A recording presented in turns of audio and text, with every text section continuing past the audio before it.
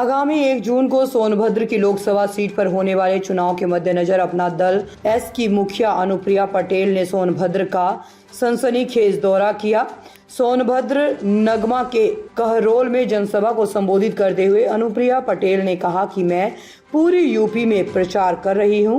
पूरे देश में एनडीए गठबंधन की जबरदस्त लहर है और इस बार हैट्रिक लगाकर तीसरी बार मोदी जी के नेतृत्व में एनडीए की सरकार बनेगी।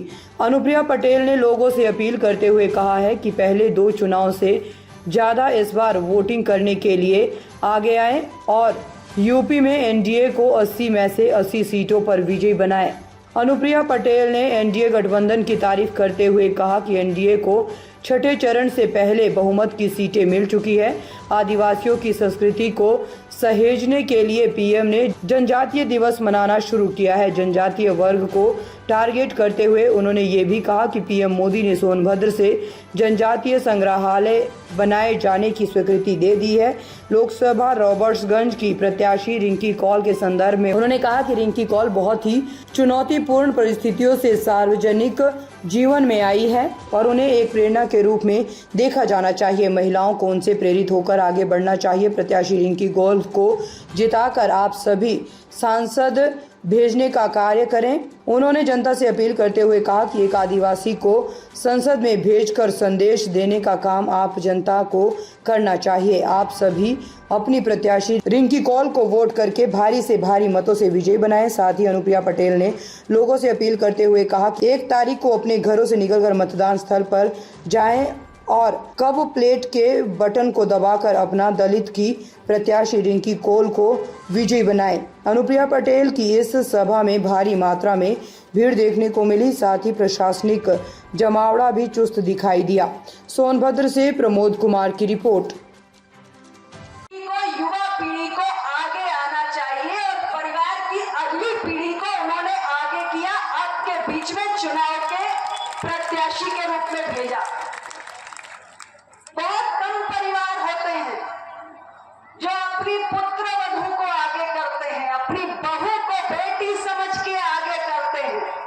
माननीय सांसद जी ने आप सबके बीच इस सीट से अपने उत्तराधिकारी के रूप में अपनी पुत्र वधू को आपके आशीर्वाद के लिए भेजा और ये एक ऐसी सीट है हमारी 61 वर्षों में पहली बार आपके बीच में इस चुनाव यही है और अपना नहीं चाहिए। पूछो क्यों? इसलिए कि देश की संसद में हमारी सरकार ने महिला आरक्षण विधेयक, इसलिए कि देश की संसद में हमारी सरकार ने महिला आरक्षण विधेयक पारित किया। जानते हो ना, पारित किया ना। और देखो अपना सबका मैं पूरे एनडीए परिवार की ओर से बहुत बहुत आभार व्यक्त करती हूँ। आप सबको अभिवादन करके सबको धन्यवाद देती हूँ। बहनों, मेरी बहन रिंकी कौल जी आपकी प्रत्याशी है। इनके बारे में अब आप सभी जान ही चुके होंगे। मेरे अपने लोकसभा क्षेत्र मिर्जापुर की 96 विधानसभा से बहन रिंकी कौल वर्तमान समय में विधायक है। 1 साल से उत्तर प्रदेश विधानसभा की सदस्य है। महिलाओं को आगे बढ़ना चाहिए कि नहीं बढ़ना चाहिए? मेरी इस बहन को जिताकर संसद भेजोगे कि नहीं भेजोगे? भेजोगे ना? और नारी शक्ति से मैं पूछना चाहती हूँ, ये आपकी बेटी है, ये आपकी छोटी बहन है और बहुत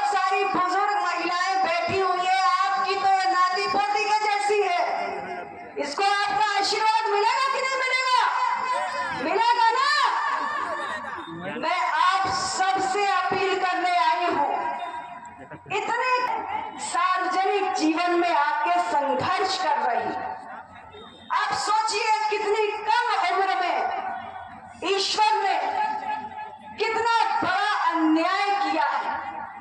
क्या ऐसी कठिन समय में आप सब अपनी इस बेटी का साथ दोगे या नहीं दोगे? दोगे ना? दोगे या नहीं दोगे? दोगे ना?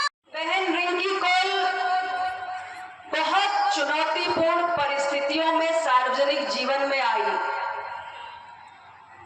इनके दिवंगत पति स्वर्गीय राहुल प्रकाश कौल जी हमारी पार्टी से विधानसभा 96 से 2 बार विधायक रहे, युवा नेता, पार्टी के कर्मठ नेता और दूसरी बार विधायक चुने गए।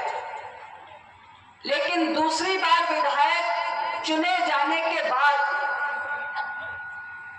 मेरे भाई राहुल प्रकाश कौल को एक गंभीर बीमारी ने जकड़ लिया। हम सब ने बहुत प्रयास किया, लेकिन हम अपने भाई को बचा नहीं सके। ईश्वर का, नियति का फैसला जो भी था, हमें स्वीकार करना पड़ा।